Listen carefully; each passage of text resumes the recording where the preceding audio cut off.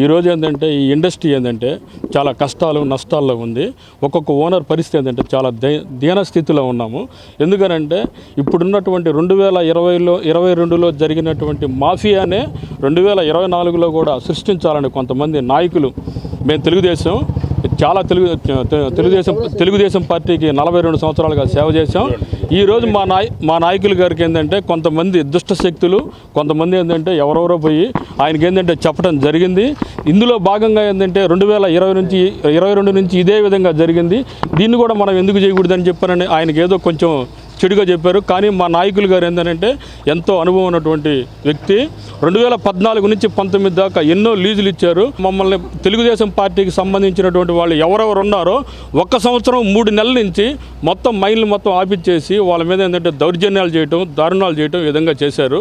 ఇంచుమించుగా ఏంటంటే ఎక్కువ పెనాల్టీలు వేయించడంలో కూడా ఏంటంటే తెలుగుదేశం పార్టీకి సంబంధించినటువంటి కార్యకర్తల మీద, తెలుగుదేశం పార్టీకి సంబంధించినటువంటి నాయకుల మీద ఎక్కువ పెనాల్టీలు జరగడం జరిగింది. ఉదయగిరి మా ఎమ్మెల్యేల ద్వారా కూడా ఏంటంటే పోటీ చేస్తున్న అభ్యర్థుల ద్వారా కూడా ఏంటంటే మా నాయకులకు తెలియపరచడం జరిగింది. ఆ రోజులో భాగంగా ఏంటంటే చంద్రబాబు నాయుడు గారు ఏంటంటే ప్రతి ఒక్క అంశాన్ని లేవదీసి ప్రతి ఒక్కరికి న్యాయం చేసేటట్టుగా ప్రయత్నిస్తానని చెప్పని మీ మైన్లు ఇసుక కానీ, సిలికా శాండ్ కానీ, క్వాడ్జీ కానీ ఏవి కూడా మీరు ఎవరెవరు చేస్తున్నారో మీ స్థానాలు మొత్తం అదేవిధంగా కల్పిస్తానని చెప్పని మాట ఇవ్వటం జరిగింది. అప్పుడు వైసీపీలో నుంచి వచ్చినటువంటి నాయకులకే ఇప్పుడు కూడా ఏంటంటే కొంతమంది నాయకులు ఏంటంటే మా పార్టీలో ఉండే నాయకులు ఏంటంటే ఈ విధంగా చేసి ఈ విధంగా వాళ్ళకి ఏంటంటే మళ్ళీ ఏంటంటే అధికారానికి ఏంటంటే ముందుకు పోయేదానికి, వ్యాపారం చేసుకునేదానికి కూడా ఏంటంటే వాళ్ళకే ఎక్కువగా మద్దతు తెలుపుతూ చేస్తున్నాం. అవి పేర్లు ఎందుకు చెప్పడం కానీ, పేర్లు చెబితే టార్గెట్ చేస్తున్నారు. వాళ్ళు ఏంటంటే చిత్రహింసలకు గురి చేస్తున్నారు. కానీ టార్గెట్ చేస్తున్నారంటే మా నాయకులు టార్గెట్ చేసే రకం కాదు. మా నాయకుడు ఫ్యాక్షనిస్ట్ కాదు. మా నాయకుడు ఏంటంటే అభివృద్ధికి చెందిన నాయకుడు. కానీ ఏంటంటే లోకల్లో ఏంటంటే టార్గెట్ చేస్తున్నారు, ఒక్కొక్కరి మీద దాడులు చేయాలని చూస్తున్నారు. ఇవన్నీ కూడా ఏంటంటే చాలా బాధాకరంగా ఉంది. ఇంకా చెప్పుకుంటూ పోతే దీంట్లో చాలా అంశాలు ఉన్నాయి. జరిగేటువంటి అధికారుల మీద ఏంటంటే టార్చర్స్ ఉన్నాయి. వాళ్ళ బాధను కూడా మేము అర్థం చేసుకుంటా ఉన్నాం.